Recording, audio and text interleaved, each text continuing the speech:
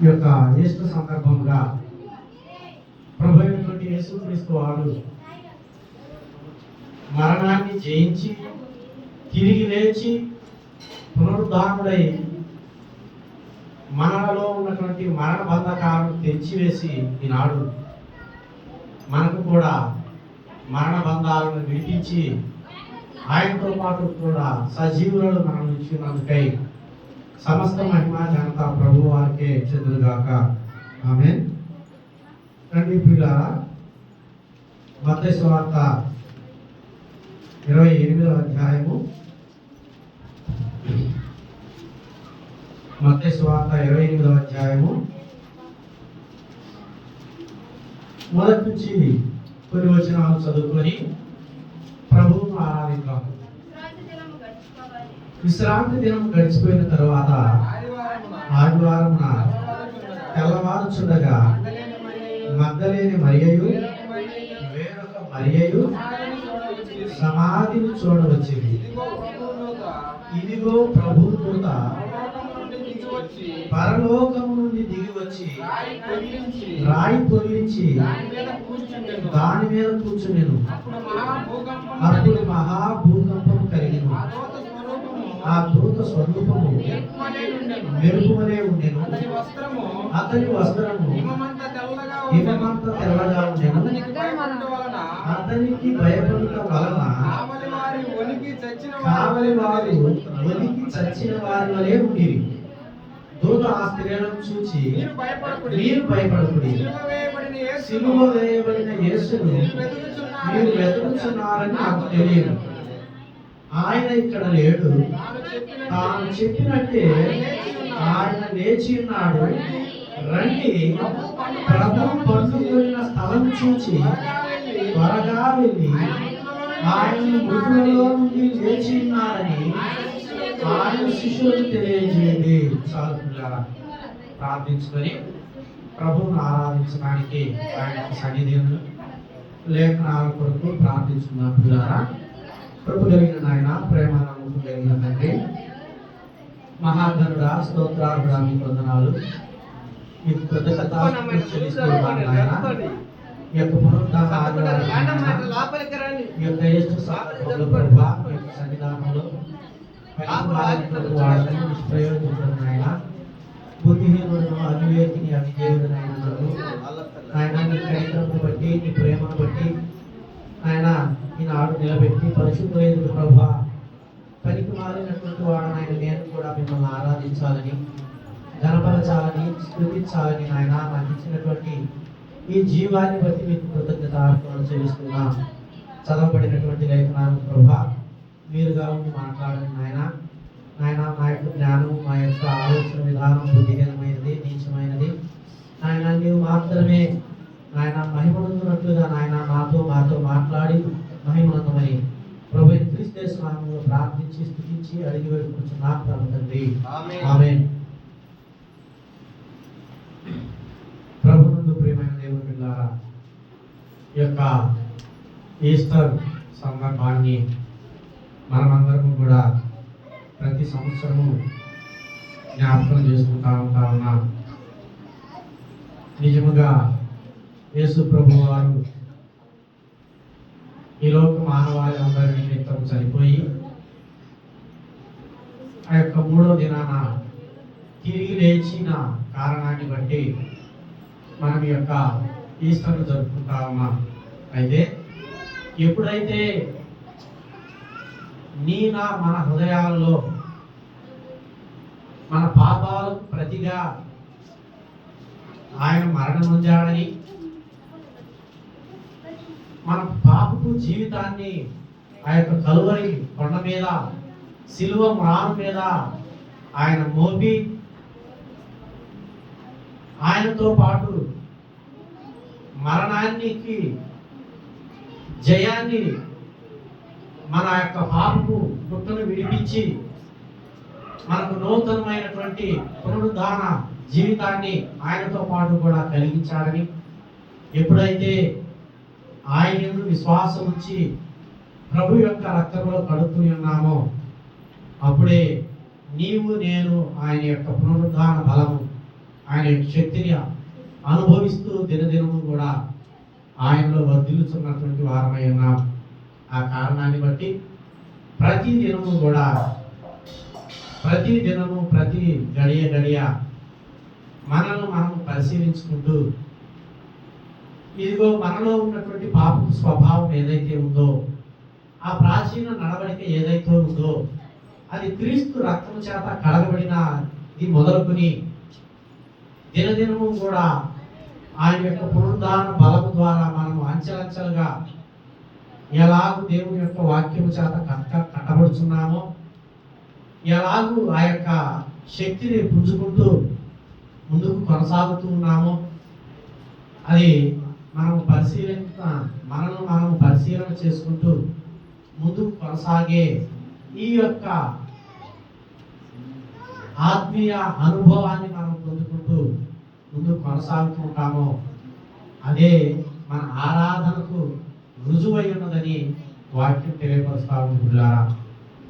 కాబట్టి ఈ యొక్క పునరుద్ధాన దినము దేవుడు ఈ పునరుద్ధాన దినమందు మనకు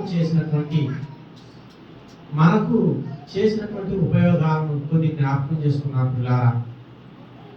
అవి జ్ఞాపకం చేసుకొని తద్వారా మనకు ఏ నిరీక్షణను ఆయన కలిగించున్నాడో దానిని బట్టి మనము ప్రభు యొక్క సన్నిధానంలో ఆయన గణపరచబిడ్డలుగా ఉండాలని ప్రభు పేరట మీ అందరికీ తెలియపరుస్తా ఉన్నాను. రండి, ఆ యొక్క ఆదివారమున విశ్రాంతి దినం గడిచిపోయిన ఆ యొక్క మరుసటి దినము, ఆనాడు విశ్రాంతి దినముగా శనివారాన్ని మన పితరులు ఆచరించేవారు. అది గడిచిపోయినాక తెల్లవారుజామున ప్రభు అయినటువంటి యేసుక్రీస్తు వారును ఆ యొక్క స్త్రీలు సుగంధ ద్రవ్యమును తీసుకొని ఆయన దేహమును పూయవలెనని వారు ఉద్దేశించి అక్కడికి రావడం జరిగింది. అంత మాత్రమే కాదు, వారు వచ్చేసరికి ఆయనైతే ఆత్మలో మహిమ పొంది పునరుద్ధానం చెంది ఉన్నాడు. అయితే ఆ యొక్క రాయి పొదిలించడానికి గల కారణము, వారైతే మాత్రం కూడా ఆ రాయిని దొరికించిన వారుగా ఉన్నారని లేఖనం సెలవీయట్లే. ఎవరు దొరికించారంట? అక్కడ దేవదూతలే ఆ రాయిని దొరికించడం జరిగినది. ఎందుకు? ఏ కారణం బట్టి?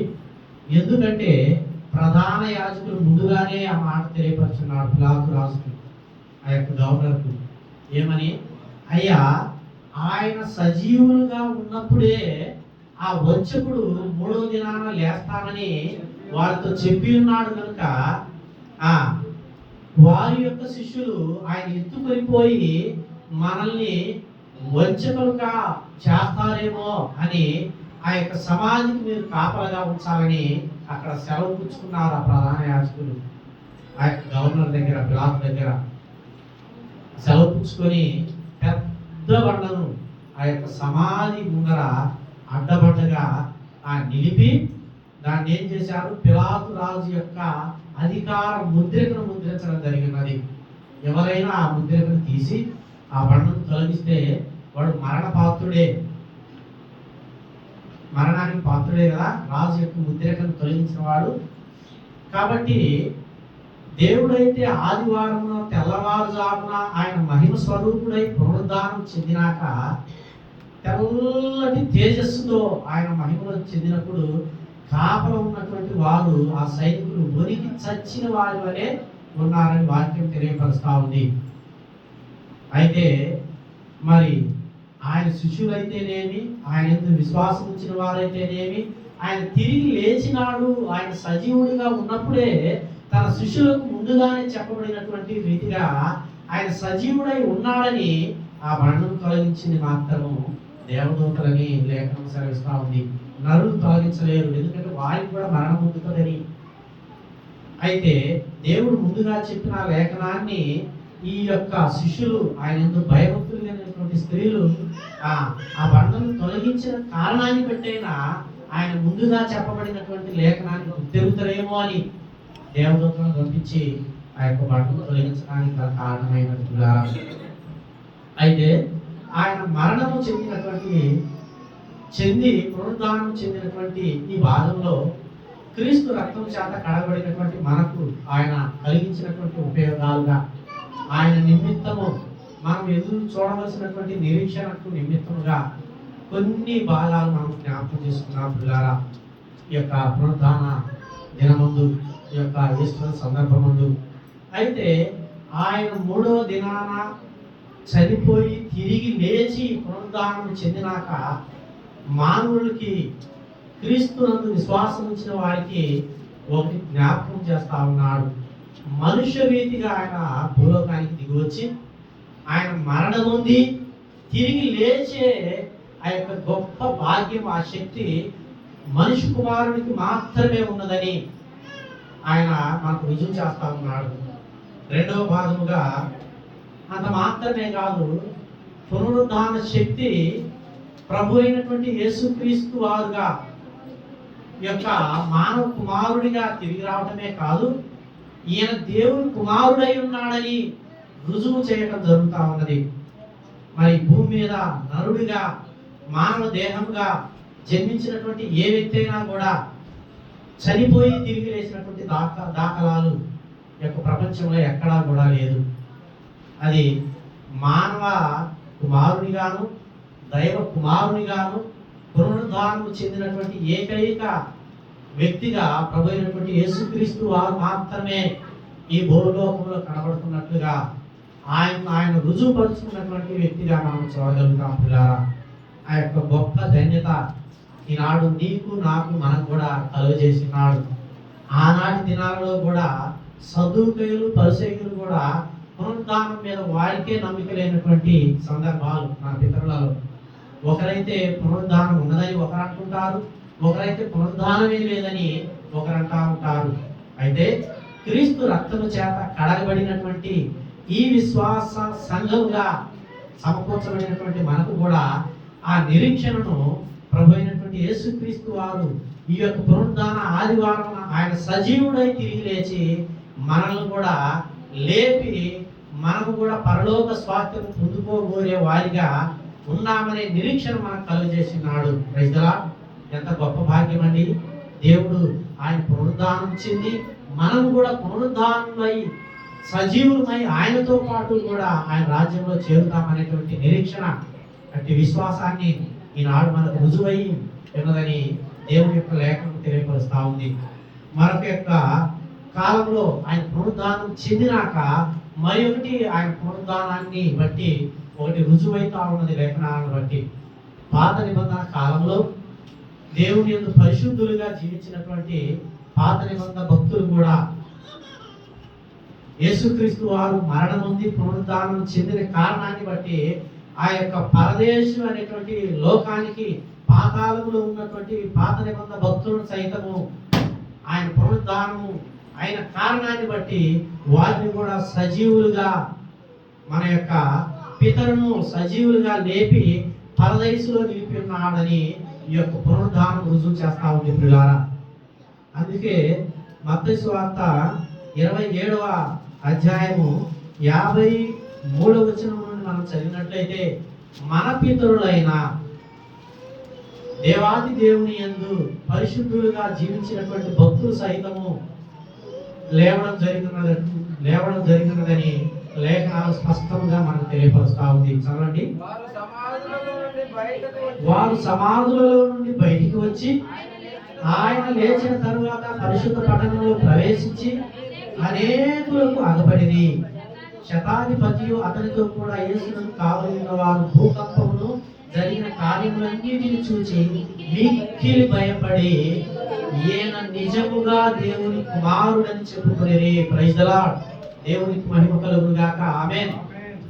ఈ యొక్క 3వ దినమందు ఆయన జయించి తిరిగి లేచినటువంటి కారణాన్ని బట్టి మనకు ఒక నిరీక్షణ చేసినాడు. మనము కూడా తిరిగి లేవగలుగుతామని, ఒకవేళ ప్రభు వారు వచ్చే సమయానికి మనం మరణం పొందితే ముందుగా మృతులైన వారు మొదట లేతురు, తర్వాత మృతి చెందిన వారు ఆయనతో పాటు ఎదుర్కొంటారు. లేదు ఆయన వచ్చినప్పుడు మనం సజీవులై నిలిచి ఉంటే ఆ మరణం అనేది మనం రుచి చూడకుండా ఆయనతో పాటు కూడా పునరుద్ధానము మహిమ శరీరంతో లేవబడతామని ఒక నిరీక్షణ ఈ పునరుద్ధాన ఆదివారం మనకు దేవుడు తెలియపరుస్తా ఉన్నాడు పిల్లారా. ఎంత విశ్వాస సంబంధమైనటువంటి క్రైస్తవ సంఘానికి ఆయన పునరుద్ధాన దినమందు ఈస్టర్ సందర్భం ముందు మనకు తేటగా రుజువుపరుస్తా ఉన్నాడు పిల్లారా.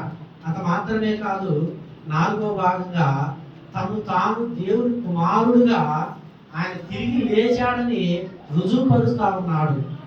అంత మాత్రమే కాదు, పునరుద్ధాన ఆదివారం ముందు సాతాను యొక్క శిరస్సు నలగదొక్కి ఆ సాతాను మీద ఆయన జయం పొందిన వాడిగా దేవుని యొక్క కుమారుడుగా పునరుద్ధాన ఆదివారం ముందు తను తాను రుజువుపరుచుకుంటా ఉన్నాడు పిల్లారా.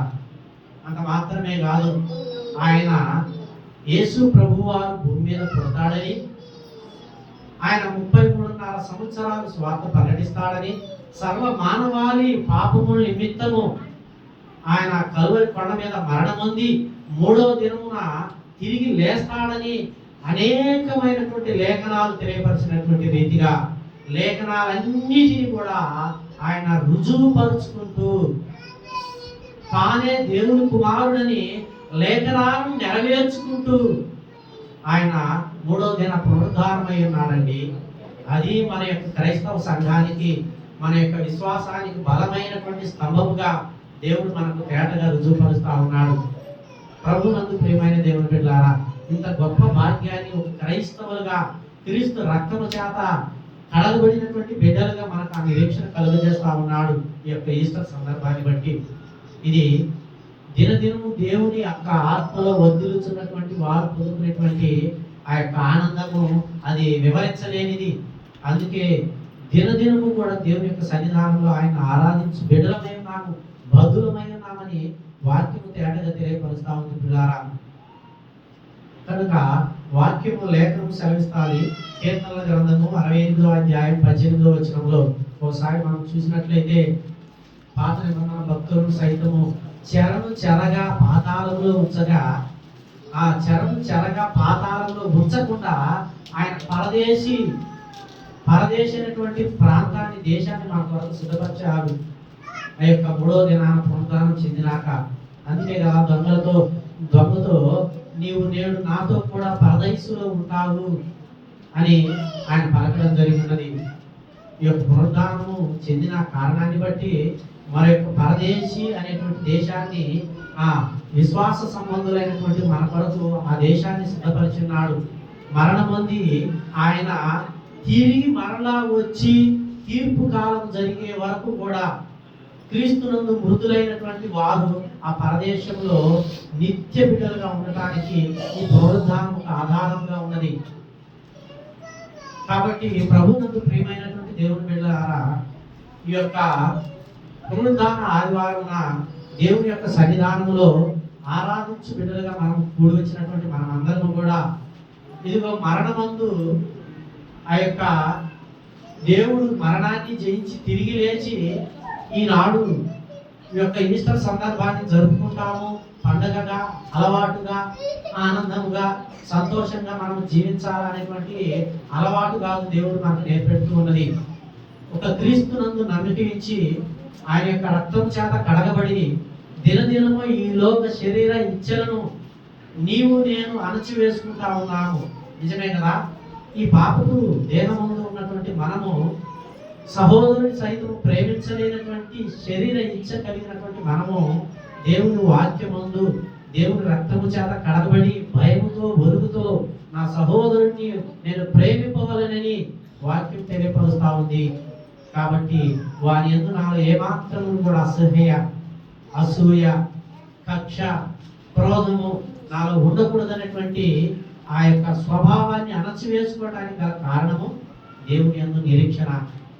ఆయనతో పాటు తిరిగి పరలోకం అనేటువంటి పట్టణంలో స్వాస్థ్యముగా మనం పొందగలుగుతామని అనేటువంటి నిరీక్షణ ఈనాడు మనం కలిగి ఉన్నాం పిల్లారా.